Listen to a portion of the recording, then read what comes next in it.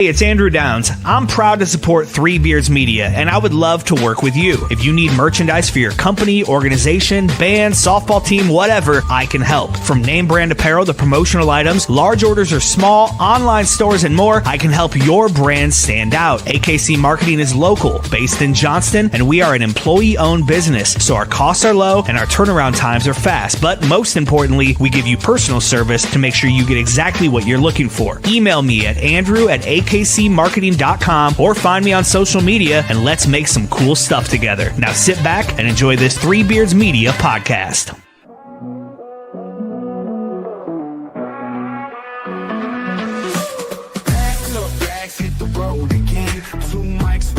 And a long time plan. From the bright lights flashing down in Old Sin City to a 2-drink minimum and it sounds so great. Buzz non-stop on the interstate. Truck stop, coffee keeping us awake. Midwest roads, yeah, we know them well. From Des Moines to Chi, got stories to tell. Late nights, bright lights, open mic fights. Killing on stage, then it's back to the flight. From the cornfields to the Vegas Strip. Ain't no state where we don't fit. Billy and Willie's workshop, welcome inside. Where the jokes are sharp and the laughs collide. From the neon glow to the small town dive. Comedy's the road that keeps us alive. Good evening. Beelzebub Kalach, what's up? Beelzebub Kalache. I never knew. I thought they were kolaches. I always said kolache. You Kalach? Isn't it Kalachi? Like commercial, I guess. Yeah. Billy's in a commercial for Coach's Kolaches, which are fantastic. You know, the first one actually is a play on mispronouncing the name. The first commercial we could. There's 2 versions of that commercial out there. What? really? What like nationality is? I think it's German. German, okay. Yeah. So, but yeah. There's the one commercial where it's like they're mispronouncing the Kolache. name. Mm-hmm. Yeah. Everybody is, right? Yes. Billy, do you still go to Omaha and get the Runza whenever you're in Always. Omaha? Yeah. I always get the Runza in Omaha. You love the Runza. And I don't like the Runzas though. You don't like the Runza? Burgers. Or you like the burgers from? You don't eat the Runza. You like the burgers? No, the Runza's fucking disgusting. But the burgers at the Runza are delightful. The Runza is basically a Hot Pocket, is what it is. Yeah, and it's full of gross shit. Yeah. Like, I don't think there's one that doesn't have something in it that I don't like. So You know, when you think about names of places, I mean, like, I always found Come and Go funny that they came up with that and they wrote that. But Runza, when they were bandering around what we're going to call this thing, not one guy said, hey, you know what, Runza doesn't sound good. sounds like a lot of diarrhea jokes about our fast food restaurant. Oh, I mean, how many comedians at the Funny Bone in Omaha you think that's? I have been guilty of it for sure. Oh, I'm sure. I think everybody has. But the point is why? How did they come up with that name? I mean, what's it even mean? It's probably somebody's name or I think I don't know I wonder if it's like somebody's name and then the sandwich thing that they call the Runza, like maybe somebody's grandma made it. I don't know. I just to me, it's just one of those names. It's like I don't think that's a good idea. But on the other hand, Come and Go is a funny name, but it's stuck. I think the color scheme's a little weird too. The Runza. What is it? The yellow and green. Well, there you go. It's just like, it's like a really bad case of stomach poisoning or something. You mix those 2 colors together, it kind of looks like diarrhea. Exactly. Have you had the Runza sandwich? The Runza itself? I've actually had the Runza itself. What do you think of them? I mean, I was, it's probably had it about 10 years ago. And I mean, I remember eating it going, all right. But I mean, it wasn't. I did that. Yeah, that's it. Yeah, so I could say I did it. But yeah. But like I said, it's like a Hot Pocket kind of. Yeah, more or less. Yeah. But I mean, but I've heard nothing good. I've heard nothing but great things about the kolache thing. So I want to try with the kolache. Yeah, the sausage. The sausage. That's the jalapeno sausage. Mm-hmm. Also, I mean, it's good if you can get this Hawkeye fan to do a commercial for a former Cyclone player. There you go. Do you get free? Do you get free? Begrudging. Fuck no. He knew I was a Hawkeye fan. He made me pay for everything I fucking got. You actually paid for the sandwich in the commercial. Yeah. Paid for the whole order. If someone was to come in from out of town, I'm sure it's happened to me, and they say, take me to something that's unique food-wise to this area, where would you take them? Well, I mean, if it's unique it's got to be unique to the area. Well, yeah, there's something that we're kind of like known for. I mean, like for instance, we're like basically, I don't know why. I don't feel like we're known for anything but corn outside of here. Tenderloins. What about tenderloin sandwiches? Yeah, I guess tenderloins kind of a thing. So I would take somebody to,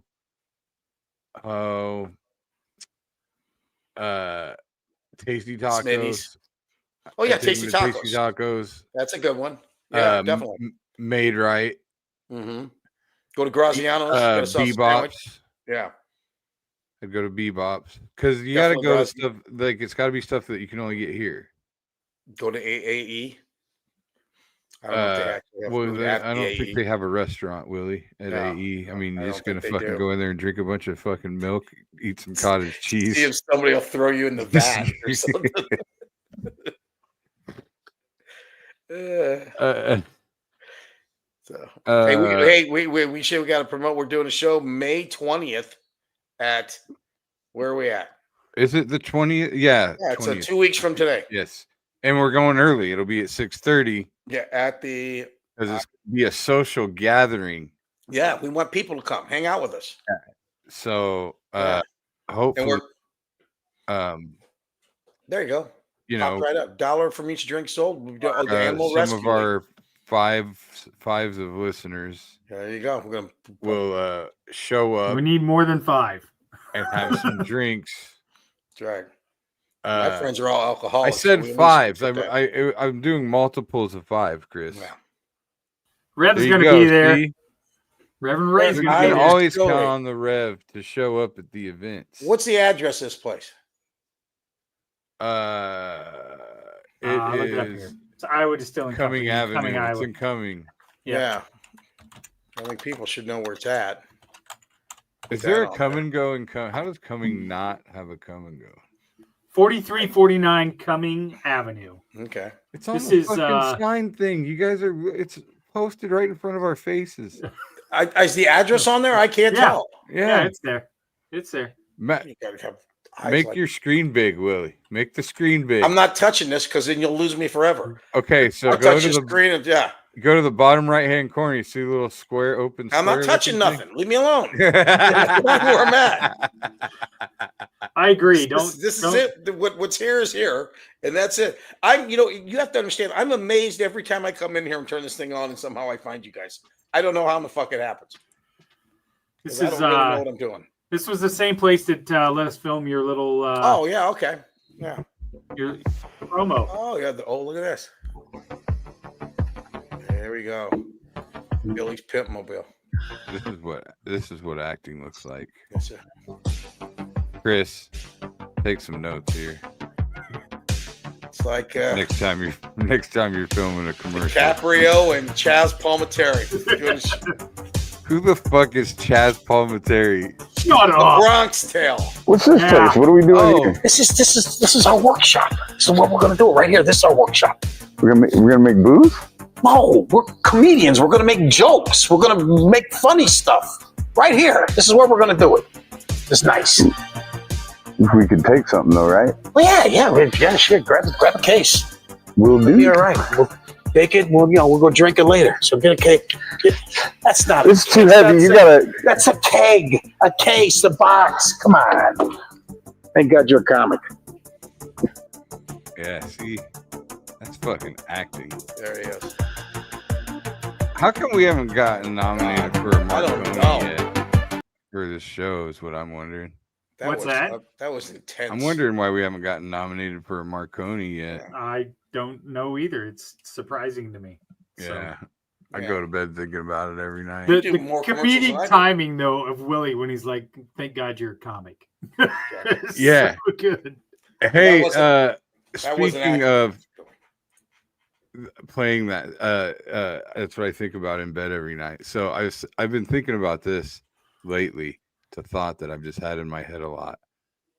Have you had? Do you have things that you did or said at some point in your life, like as early as like childhood, that just replay over and over again in your head, like something like where you did or said something regretful, or like you just remember a moment in time where you just felt a certain way and you think about it all the time?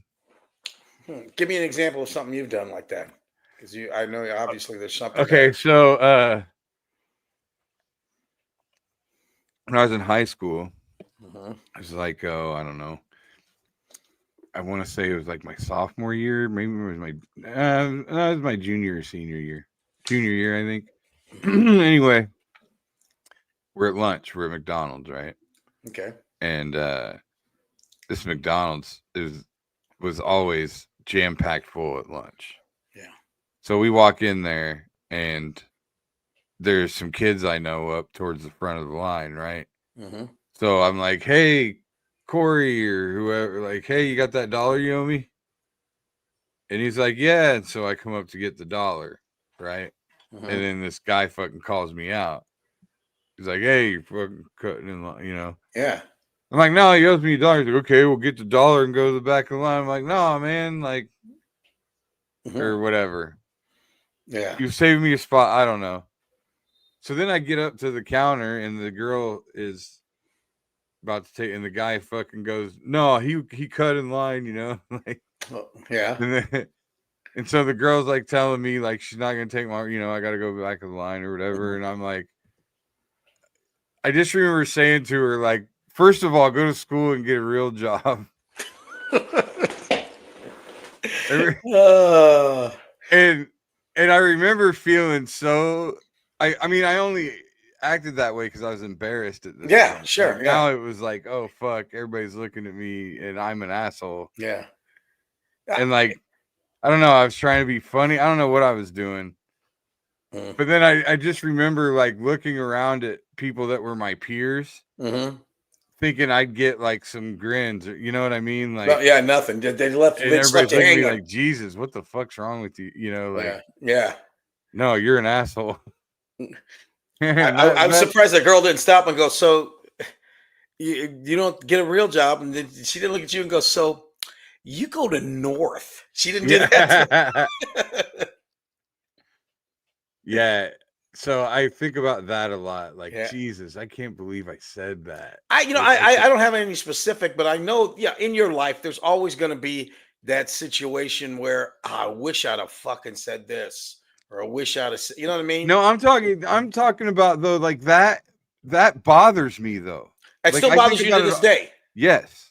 Oh, well, okay. Well, that's just it. Like, if you'd handled it a different way, it wouldn't have bothered you. If you, of course. So it was a learning moment. Yeah. You know, but like for the rest of my life, I've thought about, does anybody else remember that?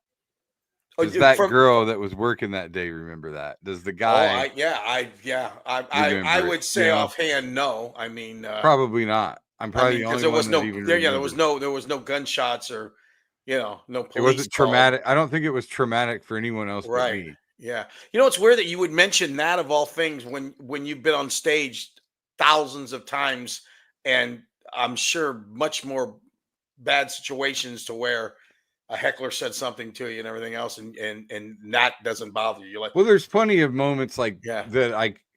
Those were learning moments too.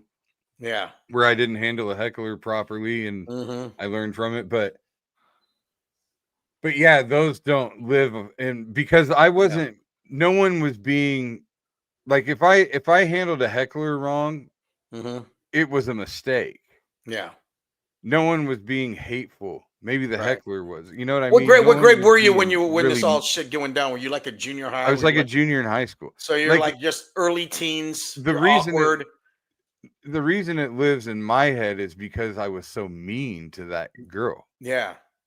Or woman, for that matter. She was, I'm sure she was probably 30 or somewhere, early 20s, 30.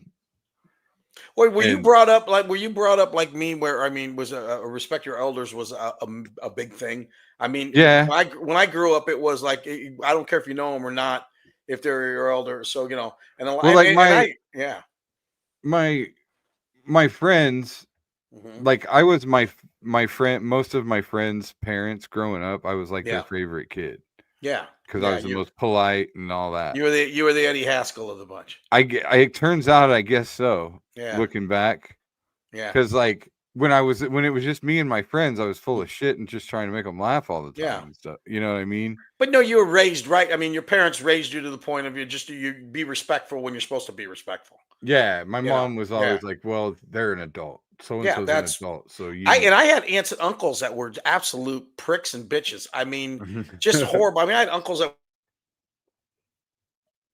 God damn it. We gotta get this freezing thing under control. See, if he would just show up. If he would just show up, we wouldn't have. We have this problem every episode. You made him make the screen bigger, and then he fucked it all up. I remember all growing up, even when I was in my 20s. Okay. See, you don't even know when you freeze, do you? No, yeah, I do because the screen goes dark. I Okay. see a little swirly thing. Okay. Yeah. But anyway, yeah. So anyway, I have these relatives growing up that were just mean to me and say, and I remember just grinning and bearing it. And I can remember as a kid walking away going, oh, look, I wish I could say something. But, you know, because a lot of times they would say they'd embarrass you in front of people for no reason. Yeah, you know yeah, what I mean? yeah. You know, in front of your friends and shit. And and at the time, you always had something in the back of your head that you could say, but you didn't. And that would piss you off, you know. And even as I got older, I thought, well, you know, once I get older, you know, I'm in my 20s, I'm going to tell these motherfuckers what I think. And I never have. And I never did, you know. So, you know what? Too bad you can't go back to that McDonald's and say, do you remember the lady that worked here? Oh, she died. She died right after she talked to you. She went home and had a massive heart attack. She actually died because this was one of her 4 jobs that she worked full time to feed her 4 kids that she brought over from El Salvador by herself because her husband beat her and she couldn't get a job there because he was in the cartel. And the last thing she said was the little boy at the McDonald's that he stepped in at the place in line told me go to school. Yeah, go to school, and then I come home and heartbroken. That's what happened. Yeah. Yeah. No. Yeah. My whole thing was just older relatives that just constantly, you know, and especially Italian families. I mean, that they love nothing more than busting your chops. Where even to this day, I have older cousins that, you know, just for no reason, you know, will see me someplace and just say something just fucking stupid. You know, it's like, well, what do you do? Can't you just say hi, cuz? Yeah. What's it always got to be like, well, you ain't working today? You know, that kind of bullshit. You know, it's yeah. Oh, God, yeah. all the time. Never stop. You know, it's like, you know, I'm almost 70, fucker. You're 80 something. Yeah. How'd you say hi? Tell me a joke. Yeah. Oh, Billy, I can't tell you because I grew up on the South Side. I can't tell you how many times people would come up to me back in my late 20s and 30s and go, Jesus, why don't you just get a job at the fucking city? Why don't you get a job with the county? What are you doing this bullshit stuff for? Go get a job with the county. Like, and then then when I got to be in my 50s, says, hey, can you give me a ticket for the Funny Bone? Oh, okay. Now we're buddies again, huh? Yeah, that always happened. Yeah. See, so now that's it. You just opened up a bunch of old fucking wounds for me. Thanks. Well, but I think that's something we all. Yeah. I think all of us have that. Oh, I'm every single person has that somewhere. Somewhere there's that one person that just gets under their.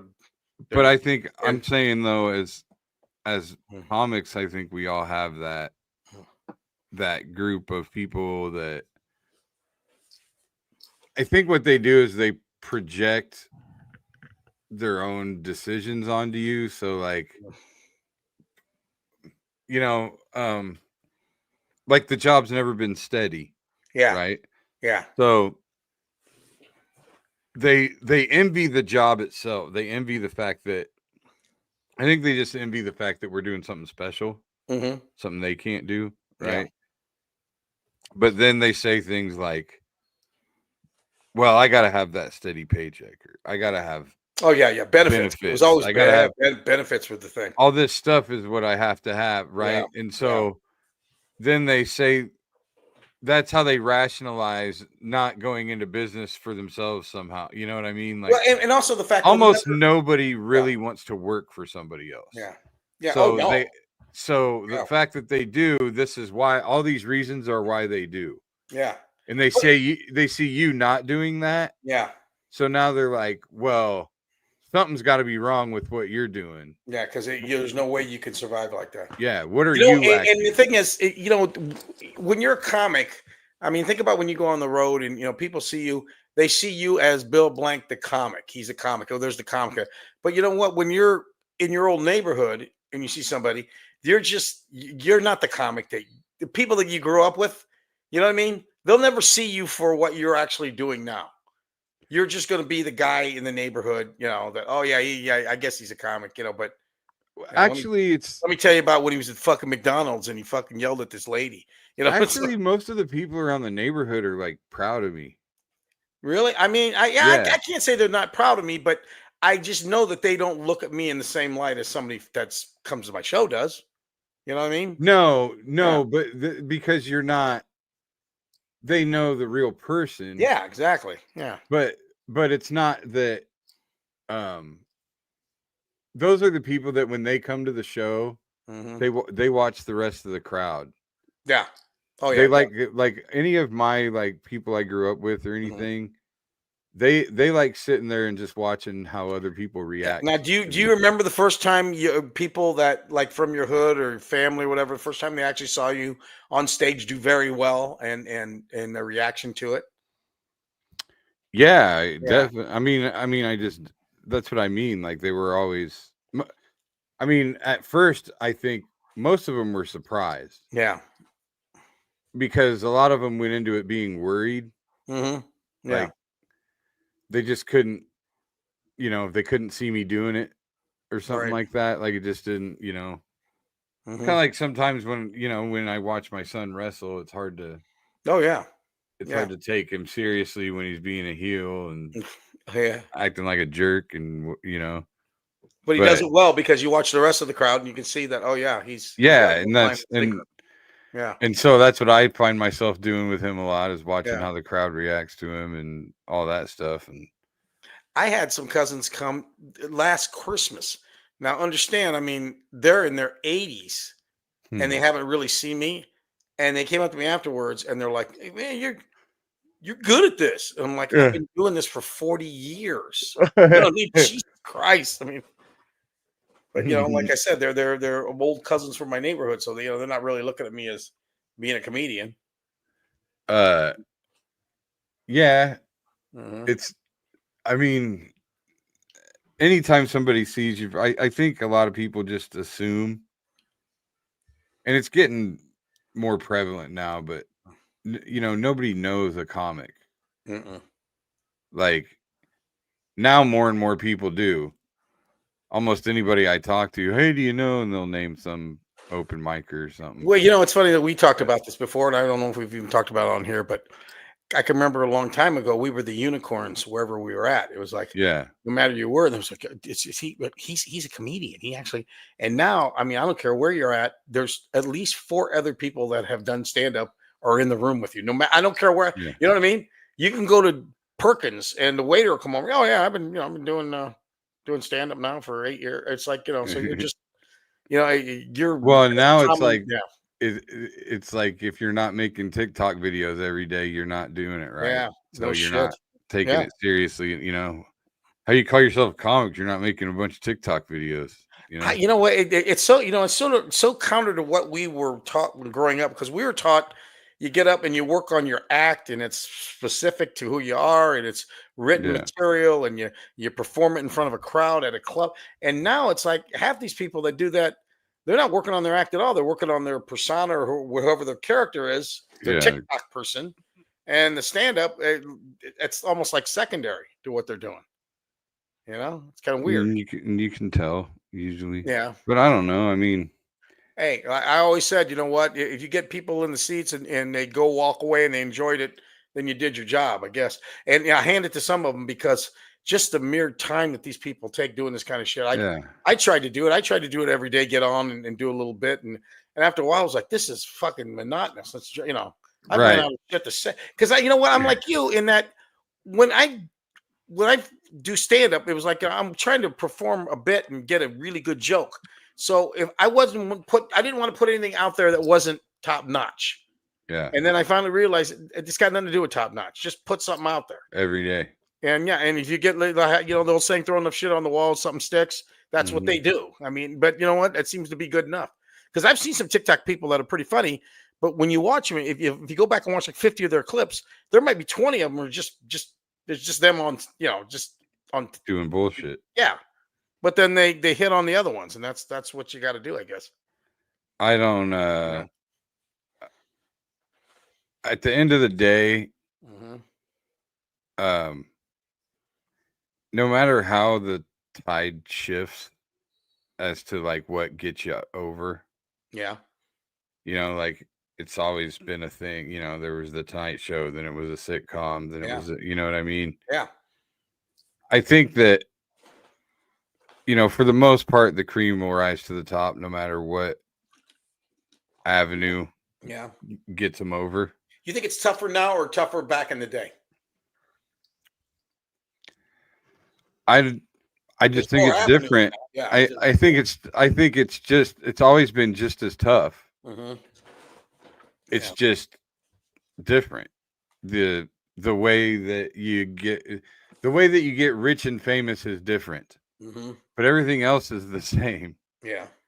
You still got to do the shows and like it's kind of like a guy a baseball player doing steroids. He still has to hit the ball. Yeah, exactly. But yet they punish him for it. Right. But because now a double turned into a home run. Yeah. But exactly. I'm just saying though, it's that kind of thing. You still got to do the shows.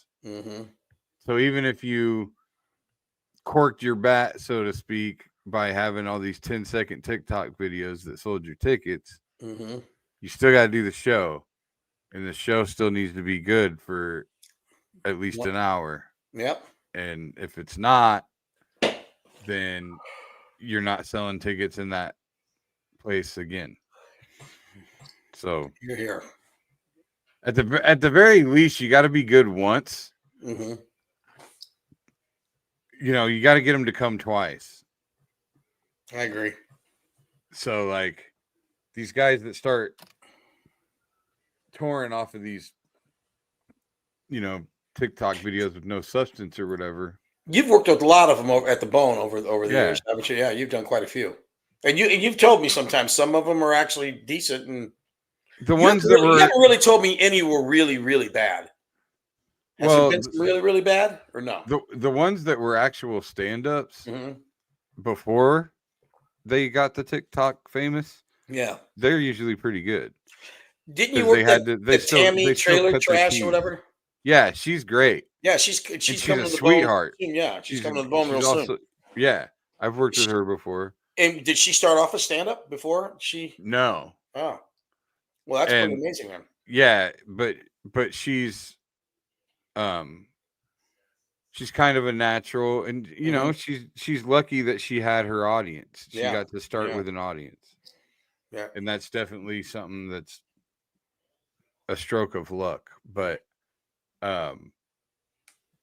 she does a good job with it, and she's a sweetheart. She's a good person. And then there was one dude, I don't remember. He dressed like Michael Jackson. He literally wore like the Thriller coat. No, I believe it was what he was wearing in how it was like gray, had like belts and shit, like criminal shit hanging off of it. Yeah, was he black, dude? No. Even weirder. No, oh god, but this dude got absolutely fucking hammered. Before the show? During after the show, he was like humping people in the lobby. Like, did he get a good crowd? Yeah, I think he got a halfway decent crowd. Did he cut a fuckhole in him? I mean, you know what? That's what you got to go. I think that's he your couldn't. new thing. He was fucking knocking shit over. He was like grabbing dudes and kissing them. Really? Like as they're leaving the show, and like, well, how was the show? Talking to him, and he's just spitting all over. Yeah. How was the show itself? Was it okay? And how did the people react to it? It was terrible. The show was fucking. At one point, he called his mom during the show. Yeah, he had his mom on the phone. Was the crowd enjoying it? Thanks for supporting my son. Oh. And he'll never be back. No. I mean, he's, that was it. There you go. You know what the thing is? You think about those people that do it. I mean, I guess you got to be odd to start with. I just don't think you can just be a normal. You know what I mean? Like you got the Ginger Billy guy, and you got Tammy. So you got to be like either like a hillbilly kind of thing, or you got to be kind of odd to start with. You can't just be. Well, they're making it's a character. Yeah, exactly. That they got that made their friends laugh. Mm-hmm. That they'd probably be at the bar or whatever drinking with their friends, and they'd start acting like that character, and it'd make all their friends laugh, and then eventually their friends like, you should make a video. Yeah, well, I don't know why you're not doing Fuckhole Billy. With you come on stage and you bring your little wrestling buddy, and then you put him up, like put him in the chair, and you talk to him, kind of almost like a ventriloquist act. But then somewhere during the show, you violently rape him. That sounds. I mean, I should maybe start in Amsterdam or something. Exactly. See if I can go over. You never know. And then I could take a shit on him. Sure. Afterwards. That should be the finale. I think that's how you close. It's the only way to close, I'm thinking. People have you start ever been looking to forward Amsterdam? to it. I haven't. I've heard about it though. Yeah, you know what? Where you're at about right now, I think you do well there. I think. All the really good and they got the hookers in the windows and yeah, stuff. but I wouldn't have I know they have like live you can go watch somebody fuck a donkey in Amsterdam and pay money and watch. Yeah, I've had some people that go there and you walk down the street and there's women are right in the window and they wave at you and you go in there and there you go. But like they don't like potheads there. What kind of drug are they doing? Well, they just all the people that like travel there just to smoke weed legally, like all the locals think they're just junkies. They think I mean, it's just fucking junkies. Well, now like, I know a few years ago that would have been a big deal, but now you don't need to do that kind of shit. That's the thing. You don't really have to go to Amsterdam for it. That novelty's not there. So if I went to Amsterdam, I would be going to live fuck shit. I'd be going to all kinds of crazy fucking shit. Yes. Yeah, the fuck hole stuff. That would be my thing. Yeah. Did you when you were in Vegas? Did you ever go up to like any of the brothels up there? The Chicken Ranch and all that? Do you remember? No. Do you remember Todd and Tyler? Yeah, they took his dad to the Bunny Ranch. Well, I think you were with me one time. We were doing the show for him, and what we did was they had a catalog of women, and we were trying to find the woman for his dad.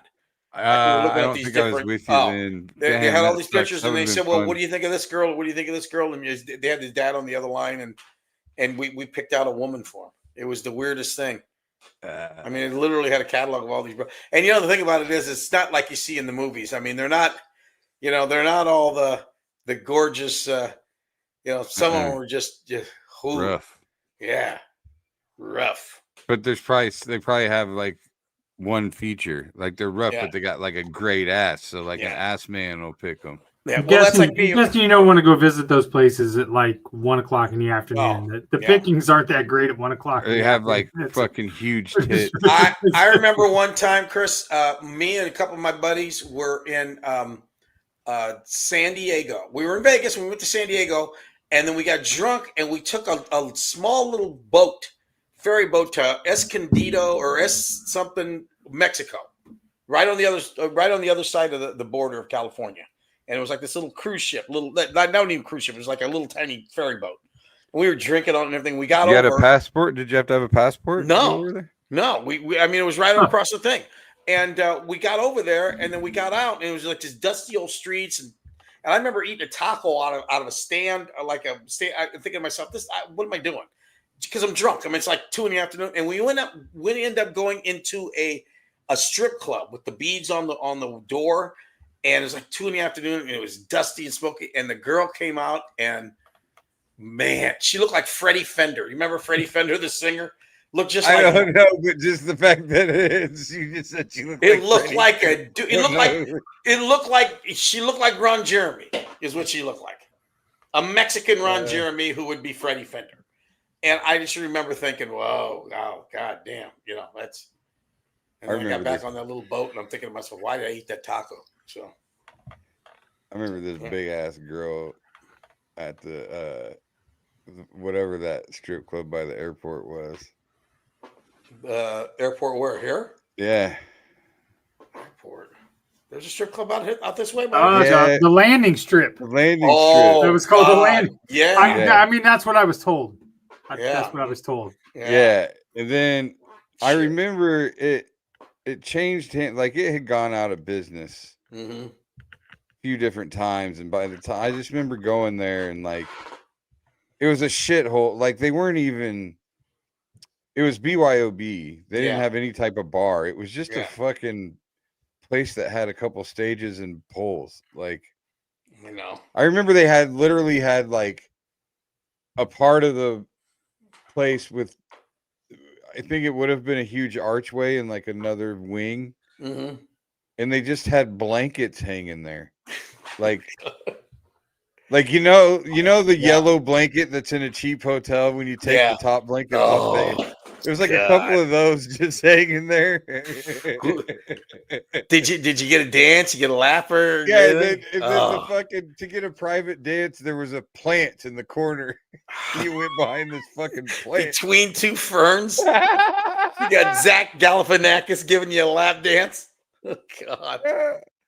Oh man, but I loved it because it was so sleazy, and the chicks were just dirty. They do all kinds of dirty ass shit. Yeah, like I had like the runway. That's it. It was the runway landing strip. That's exactly it. You can hear a baby crying in the dressing room. I remember I had two. It was my birthday, and I had two girls giving me a lap dance at once, and they'd fucking make out, and like it was awesome.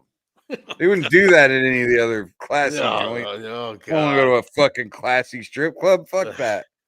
Fuck that. They got the great names. And so then give it up for Destiny. Yeah. So then this big girl comes out. And I swear to God, because you got Sniffer's Row at the strip club. We're all sitting on Sniffer's Row, and this big girl comes out, and it was everybody literally just got up and left and went and sat at tables and shit. Oh, that's not nice. Can you believe that? I fucking made it rain on that bitch. I stayed right there. I was like, yeah, let's go. Mostly change. You opened up a roll of quarters on her. Yeah, just throwing quarters at her. Did I ever tell you guys about the time? This wasn't too long ago. I have a friend that comes out to see me in Vegas all the time. Pretty wealthy guy. Been divorced a long time. Likes to party. Likes to go to the strip club. So he always try to bring me to him. And I would go, and I just be quite honest. I'm just uncomfortable. I'm just uncomfortable there. So whenever we would go, I would go sit at the bar, and anybody come around, I tell them I'm gay. And then that's just what I would do. I just don't. I mean, it's just weird to me. I got a daughter that age. I don't like it. So anyway, finally one night he comes back out to the comedy club afterwards. I said, "How's it going?" He said, "I was all right." I said, "Listen," I said, "I've got some other wealthy friends that come out here, and here's what they do: they hire an escort. They actually get a girl. You hire her for She's like 2 his nights. Girlfriend for the week or whatever. It's going to cost you like $5,000, $6,000, but you can have a good time. You can take her to dinner. She blah blah blah, and that's the way to go about it." She says, "Okay." So you pay $5,000 or $6,000 plus you got to pay for all of her shit. Yeah. Plus you pay for money was no object to this. So anyway, I get it. If money's no object. Anyway, so one night he comes to the club, and I said, well, "Did you get the girl?" And he goes, "Well," he says, "she's coming tonight." And he says, I got her. She wanted this much, and I'm only going to give her this much. So I got her for a little less. I said, you bargained with her? He said, yeah. And I said, yeah, you shouldn't do that. I said, that's, she's not going to. He says, well, everything's fine. I gave her half up front and she's coming. I said, you gave her half up front. She said, yeah. I said, she's not coming. She took your money and she's fucking gone. Yeah. And so he didn't believe me. So the night goes, and this is Saturday night. She doesn't show. Now it's Sunday. And he says, I want to go get my money back. I want to find this girl. I said, we're not going to find. He says, well, just please come with me. So we go back to the strip club. It's Sapphires. It's right off the strip on Sammy Davis Drive, right in Vegas there. Beautiful. I mean, it's a beautiful. It's a really nice. Sapphire's not the name of the girl he gave his money to. No. The name of the girl was like Tiffany or something like that. So we get there, and the manager comes, and I mean, this place is gigantic. And he says, "Okay, blah blah blah." There's a girl named Tiffany, and the guy goes to his computer and he punches it up and he goes, "Okay, we have 67 Tiffany's." He's because they get girls from California all the time. He says we have 3,500 girls on our roster. He said so. So he's going, I saw her last night and blah, blah. He says, maybe, can I go look and see if I can find her? And the guy goes, yeah, if you're going to walk around, I'll walk around with you. We can see if you see her. So he comes with me and says, you want me? I said, I'm not fucking going anywhere near you. I said, I'm going back here, watch the game. So they walk all the way around. He don't find her. Or I don't know, she's high. I don't know. So anyway, the manager actually feels bad. He goes, listen, I'm sorry this happened. He said, listen, well, I'm going to give you a limousine for a few hours. You guys can take it, drive around, do whatever you want. So we said, all right. So we're sitting there. He comes back. He says, I'm sorry. The limousines are all gone. You can have the party bus. So we got a party bus, a giant party bus. Just the two me and him just sitting on this party bus, just across each other like this. The stripper pole's right in front of us, and we're just sitting there looking at each other. We took it to an In-N-Out and got some hamburgers. And then I got on the stripper pole and danced around a little bit for him, make him feel better. That's a fucking movie scene right there. It was hilarious. We're just sitting on the party bus. Party bus, it could hold like 75 people. Me and this clown looking at each other. The manager felt bad and offered you a fucking limo ride. Yeah, and then he came back. Listen, I'm sorry you paid all this money to not get your dick sucked. Exactly. There you go. Here's a ride to In-N-Out in a big fucking bus. Yeah, it was huge. It was just me and him. Well, I mean, if he was smart, he would have like took it somewhere and started recruiting bitches. Yeah. Go to a club and be like, hey, I got a bus. That just, I'm 69. Anytime I'm around any girl under 50, it's just fucking creepy. I feel creepy. I just do. You know what I mean? I'm just I'm 69. I'm Bill Belichick. I mean, come on. Yeah, I don't know. What is the situation there? I dated that a girl. Is fucked up. That whole Bill Belichick thing. Well, I'll tell you what it is. He got her. She is. Yeah, he got her online somewhere on some kind of server. That's why when they said, "Where'd you meet?" We're not talking about that. Yeah. That's off limits. I think there's like a GoSugarDaddy.com kind of thing or something. Yeah. Man, just disappear if you're gonna do that shit. Exactly. Like what? Why do you need? You don't need to coach anywhere. No. You don't fucking. You got this hot little girlfriend. That's my point exactly. Go do an island. That's all you want to do. On the other hand, because he was never a guy that looked for the limelight. I mean, he didn't want it when he was with Tom Brady. And the thing is, think about it. He bossed Tom Brady around. He bossed Robert Kraft around. Now he's got this 24 little girl conducting his interviews. It's weirder and shit. Yeah, I mean, it's all ego. Yeah. I mean, really, he's only coaching for his ego at this point and to feel worthwhile, I'm sure. And also, I think she's still going to school there, so that might be. I think she tried out for the cheerleading team. So, but her, she's an ego feeder. Yeah, I'd like to do a background check to see where in the hell she came from. Though, what is her deal? So, are you saying that if you and your wife by some crazy, let's just not. We won't say you get divorced. Let's say, I kill her, you kill her. She died. She's dead. Yeah, okay, she's dead. All right. I killed her and got away with it. I could not. I can't, in my mind, wrap my mind around anybody that would be anywhere near my daughter's age. I just can't. I mean, and she's got to be at least old enough to maybe be close to my daughter's mother's age. So, I mean, so my daughter's almost 30. So she's got to be a 50-year-old broad. at least. You think? Yeah, and which is still 20 years younger than me. That's Yeah. 19. You know what? Would they say there's a 19 years rule? younger. Yeah, there's a rule that says it's a girl half your age plus 7. So mine would be 34 and a half plus 7. 23 plus 7 for me would be 30. Yeah. Yeah, that makes sense. Yeah, that's that. I don't know where that equation came up from, but I heard somebody say it once before. I dated a girl for a minute that was like 25 when I first got divorced. I dated a girl when I was 39, 38, 39. I dated an 19-year-old girl. I dated a 27-year-old when I was 38. Yeah. Right after my divorce. Well, that's 38. Well, I'm 10 years older than my wife now. I mean, that was 11 years. I was 11 years younger. Yeah. No, a lot of advantages. This was over. Maturity wasn't one of them. Yeah, I mean, I was in my 40s. Yeah. But that's what happened. Like, the thing about her was it ended up being like just kind of the only thing that really attracted me to her was her age. Yeah, exactly. You know what's weird though is just like an ego feeding thing. Like, I'm pulling. I'll tell you what. When I was 39, I went out with this 18-year-old girl, and I'll tell you, and I figured out even then, and I know as of me now, I just can't. I mean, if this is somebody you're actually going to be dating for a while, and it's more than just a sex. You got to have more than just a sex if it's somebody, because have you ever tried to have a conversation with somebody that's completely not in your atmosphere at all? It depends. Though, like, people are all different. Like there's a girl I know that's 22 years old, my son's age. Yeah. Who I would rather talk to than most 40-year-old women. Really? Okay. Well, then I'm saying like an actual conversation. Yeah, okay. I ran into a lot of I'd mention something or whatever, and she'd be like, "Yeah, I was 7 when that happened." Yeah.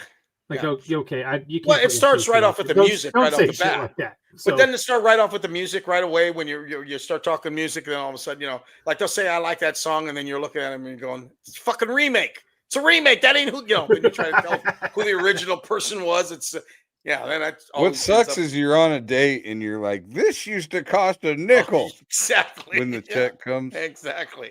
And over there was nothing, and we liked it like that. That was just an open field over there. And we liked it. Land. Exactly. Yeah. But see, like that makes sense. Like, so like, okay, so some girls like 25 and you just happen to fall and swallow Viagra.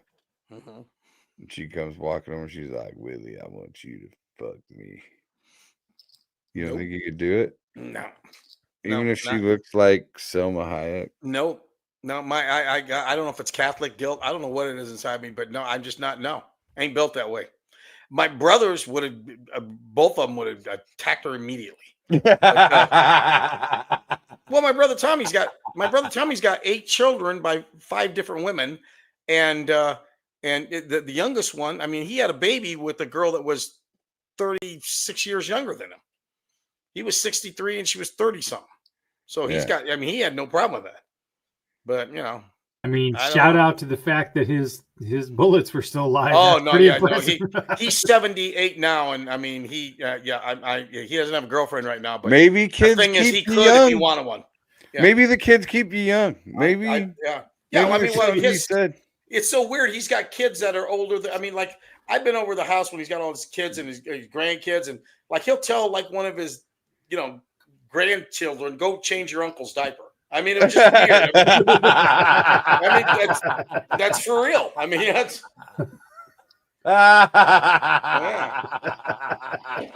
weird ass shit. Yeah.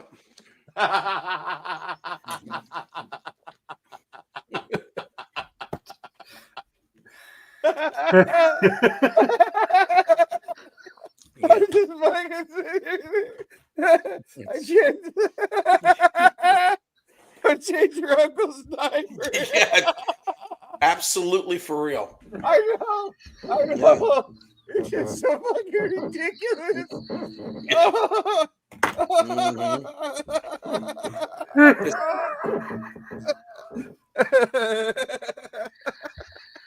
His oldest daughter is 57, and his youngest son, is 16. Oh, So there's so when he says that, he's 41's difference. He's actually talking about geriatrics. His 50-year-old he's telling his 50-year-old grandson to change his 80-year-old uncle's diaper.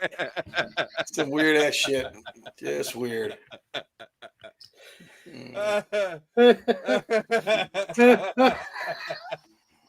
Oh, fuck. Okay. Maybe we should take a break and compose Hey, ourselves. help your nephew get on the toilet. Oh God. I think this might be time for a break. Break. Ready, break. I'm gonna go check out the game. Let's take a break. We'll be back from our sponsors, I'll be Revelton back. Distilling Company, Greenberry Realty, off in the AKC Marketing Studios. We'll be back in a couple minutes. And then it's time for some real fun. Making great tasting bourbon requires the perfect combination of ingredients, conditions, and time. The longer it rests, the better it tastes. Revelton Distillery's new single barrel bourbon is made from 80% corn, sourced 100% from Iowa farmers. And unlike mass-produced bourbons, each barrel of Revelton's single barrel bourbon is unique, proofed on when it tastes best. As they like to say, it'll be ready when it's ready. And to ensure the highest standards of quality and flavor, owners Rob and Christy Taylor oversee the production and bottling. Every single barrel. Iowa born, Iowa aged, Iowa bottled. Try the new single barrel bourbon from Iowa's own Revelton Distillery. ReveltonDistillery.com.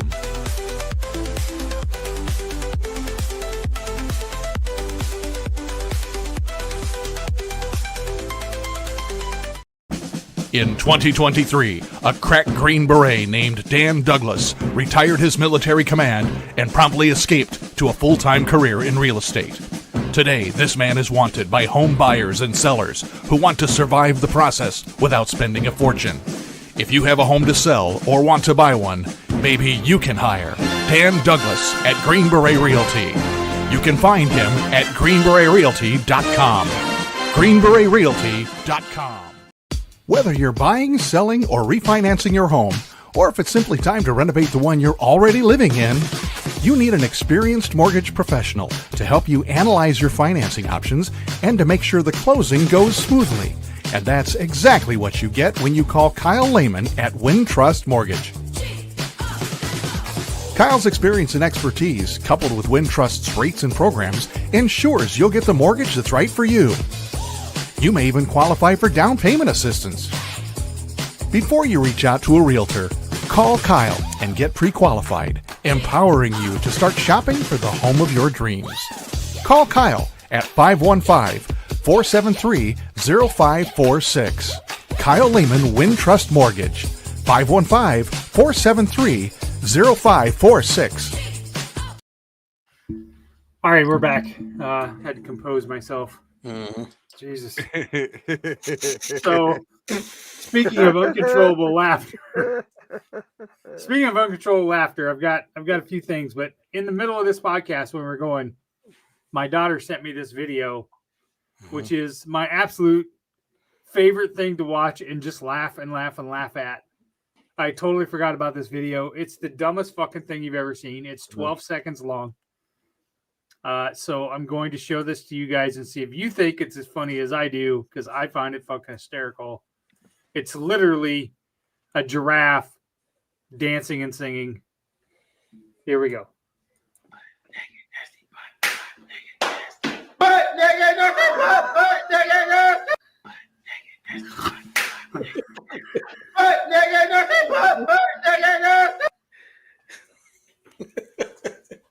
I don't know what the fuck I saw there. It's the funniest fucking thing I've ever seen.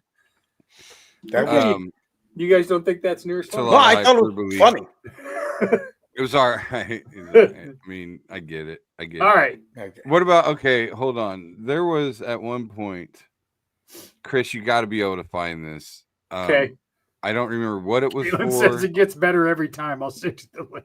I don't know what it was for, or I feel like it was a commercial for something that was supposed to a show that was supposed to happen that never did. I don't know, but it was like this redheaded guy made out of clay. So it was like this claymation guy, and he just kept. He would either, I can't remember if he was picking his nose or like sucking on his finger or something, and then he would like smell his finger and go, ew. I have no idea. And it would just he almost looked like Carrot Top. It was almost like a claymation version of Carrot Top. Hold on. Angry Kids series, is this it? Let's see. Hold on, let me get through this ad. He just, all he would do is just stand there and like smell his finger, and he'd go that. Hold on. That. I don't know if this is it or not, but this looks like a redheaded Carrot Top. Yes, that's it.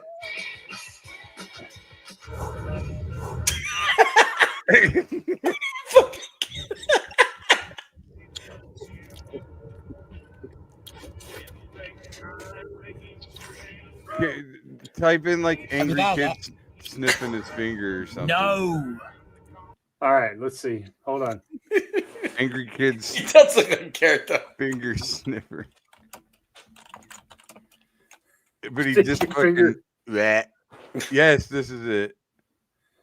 Isn't it amazing how fast you can find shit on This shit made me laugh forever. You might know Hold on. Harbor Freight for affordability. What you the might stupid not ad. know is performance Fine. and durability. Skip.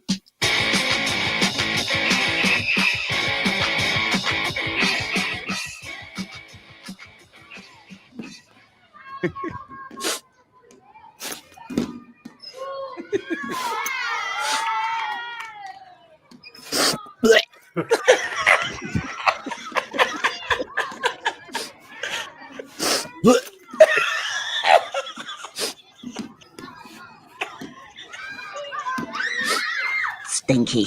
Huh? Hmm? Oh, God.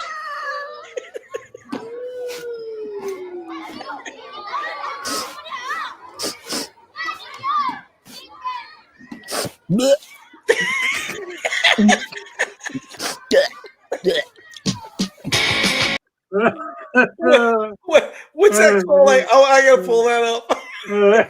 Stinky angry Just angry kid. Angry stinky kid. Angry kid Okay. sniff finger. I don't know, Alright. dude. That used to make me. That used to fucking crack me up. Oh God. Okay. Fucking face, dude. That. Blech. We're three grown ass men. Oh, jeez. And then he just fucking stinky. All right. I got to ask you a question. Have you ever had anybody throw something at you in a While on stage? on stage? Yeah. Really? Yeah, I have too. I mean, nothing really. I mean, it wasn't that threatening. You know, it was like a lob. Somebody lobbed something at me. It was a coaster. So, this guy apparently got a whole like glass thrown at him. But I think they're saving that design for Trump's monument. Oh, that's John Caparulo. Fuck you, stupid. Is that John Caparulo? Yeah. I didn't know he had a big beard like that. Mom? Get the fuck No, out the of comic. Here. God, I must have I can't see it. I'm too disliking small. Donald Trump. Hey, fucking break up my show, lady. You know what? You come up here and do this shit, and yeah, I will go fuck. Whoa. You've had that happen before. Not that. I've had somebody lob like a plastic bottle at me. Chad Daniels had somebody threw a glass at Chad Daniels back in the day at the old club, shattered on the wall behind him. I was there for that. I just found that and I was like, I'd never seen that before. Yeah, that's Cap. Oh, I mean, you can look up some. I mean, some of these black comedy clubs, like down in Atlanta and stuff, they get into like brawls. I saw one the other day online where a guy came up and broke the microphone stand and was trying to stab the guy with it. I mean, yeah, some crazy ass shit. Oh, I mean, anybody ever gets that close to me? I told you, Chris, about the time that I had the gold medalist wrestler save me. Mm-hmm. Yes. Yeah. So, yeah. I think I told the story about the bachelorette party that I made leave. Yeah. Oh, yeah. Like that was 40. Cedar Falls. Yeah. Yeah. That night, that girl, one of the straw that broke the camel's back was the girl threw a coaster, at the stage. Just one of those paper coasters. It didn't do anything. Oh, sure.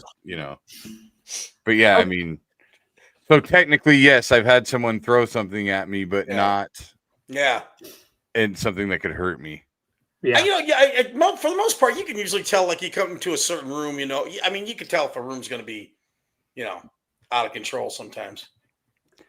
If you're doing a fucking small town bar, yeah, anything can happen there. You got to be real careful what you say about Trump. Oh yeah. You go because the bar in the other room where you get your drinks, they got it on Fox. So try that in a small town. Yeah. Well, it's true though. Yeah, try that in a small. Yeah. Try not fucking. Oh man. You do that. I mean, and that's why I've always, when I've done political stuff, I usually do it about stuff that everybody can kind of agree on. Yeah. Like, that they not all suck. Necessarily an individual. Yeah. But like, how they're all against poor people and yada yada. Yeah, okay. Find the middle ground somewhere. Exactly. So years ago, I stumbled upon this game show. And I'm curious if you've ever seen it. I want to show it to you. I'll give you the premise of the show. It's similar to the Newlywed Game, but it's called Three's a Crowd. Three's a Crap? Three's a Crowd. Three's Crowd, okay. It's set in the late 70s. Okay. It is a game show where a man is on there with his wife and his secretary, and the questions are designed to see who knows more about the man, the wife, or the secretary. Oh, no. Or the work wife, yeah. Okay, so I'll show. I will tell you that this guy right here, by the end of this episode, he's divorced. Is not right. So I'll just play a little bit of this. I want your live reactions as you watch it. I believe it's in the butt, Bob. Yeah. Now. Oh no. No way am I answering this question, right? Well, how'd you come on the fucking show in the first place? Jesus Christ. Right, my vagina. I've had enough. I think the show, they were supposed to make those innuendos like that. Like the wife. See the two. How did they talk you into coming? I mean. Yeah. Like the two other wives. We're in on. Kind of got it. Yeah. Like they're just kind of like, oh, after he's tired after being with Shirley all day instead of being at work. You know what I mean? She's saying shit like that. And then, of course, the answer is no. She makes it sound like it's yes, but it's no. And the one wife just don't get it. She's like, no, this shit ain't funny. Drag my ass to Studio City, make me look like a dumb bitch. Oh, she was making transfers on your ass then, huh? He transferred the contents of his balls on your ass. Damn. All right. And then he went and changed his uncle's diaper. All right. That's Uncle Sebastian. All right, I got two other things. Have you ever seen the show? It's a British game show. It's a dating show called Naked Attraction. Have you ever seen this show? Yes, I have seen that. I was going to say I don't watch anything British because I can't understand them half the time. But I have seen that where they're behind the thing and they just pull it up like their ankles, their knees. Yeah, it's the greatest show ever. I found it on Cinemax. Yeah. I found it on Max. Dude, if they just got if they would pick me like just go up and stop at my dick. Stop before they see my dick. I would get picked first a lot. We got them calves, Billy. Picked first. I'm saying if it was just based on legs. Picked first, like, no, I don't want that, or no. That's once they got to my dick, I'd be fucked. But the calves, they love the calves. See, that's the thing, man. What do you do in that situation? You got to rub out a little half chub or something at least. Like, you can't be. I think you're right about that. You know Some what I of mean? them do. Did there you was a ever couple see- guys on there that were just Did you ever see the episode where the dude had an elephant tattoo on his pelvis. Yes. So they look like the front trunk Yeah, was yeah. his dick. It was Exactly. I impressive. might have saw that too. That was yeah, impressive. maybe. Yes. Yeah, it was impressive. I remember watching like some of one episode and was just like, all right, I can't. It's not. Yeah. It's pretty repetitive. Anyway. It's pretty repetitive. Yeah, it's just. You know. Okay, it's time for our AI segment, and then we'll get out of here. That's it. That's all you wanted to talk about. I thought you had a thing. I did. I was going to show the trailer, but you'd already seen the show. Oh, I got you. So Okay. you'd already seen the show. So fuck you. Now you don't get to see it. I'm sorry. What was Trust your that on your ass, Billy. Yeah. Okay, so as we know, this is May 6th today, which the last 3 days is kind of Star Wars themed. Yep. May the 4th be with you. Hey, did you guys really notice that? And I don't know if this is Trump's doing, but it didn't even feel like it was Cinco de Mayo yesterday. I mean, it's like I think they were hiding. I got to be honest with you guys. Maybe. Yeah. It seems like the only. I didn't go out. I made tacos at home. I made white people tacos last night. The only people that celebrated are white people drinking margaritas on patios. Exactly. Correct. All right, so I asked AI to make you guys into some Jedis. Ooh. So I can't wait to see. Is Billy top of the hut? Yeah, there's some fucking fat fucking lightsaber wielding. Hold on. Fucking, So this is probably like now, John. in my defense, I use the same photos as original photos every time. Okay. John Candy on fucking. This is Willie. Oh wow, I like it. Look at that. That almost looks like it almost looks like Luke Skywalker as It he does aged. a little bit. I look It like does a little if what do you call it? I look like Ponch from Chips if he Yeah. Yeah. I think the sunglasses every time does it for Yeah, you. I think so. For sure. I can't wait to see. Is Come on, it- let me see. Okay.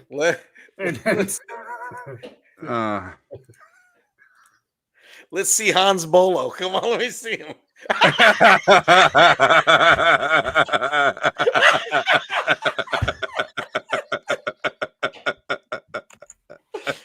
He's a fat Paul Giamatti.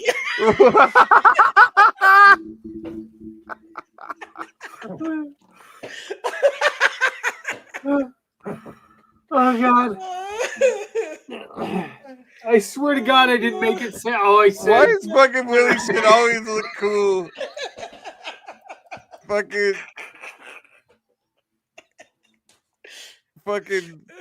Willie fucking Obi-Wan Guidobi. May the fudge be with you. Yeah. Willie's Obi-Wan Guidobi, and I'm fucking. Look, I don't think you have a savior in your hand. I think it's one of them pepper. I'm shaped- Obi. shaped- one I'm of them Obi. pepper grinders that you get at like Olive Garden. I'm Obi-Ton Kenobi.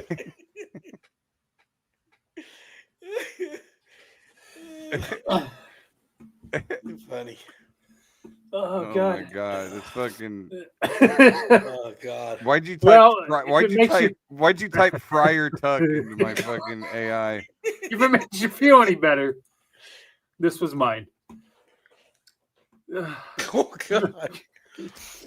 Yeah. No, you- after seeing the three pictures, I think I got to break up with you two. I don't think we're going to win any wars at all. Chris looks like he comes home from work and plays video games until he goes to work again.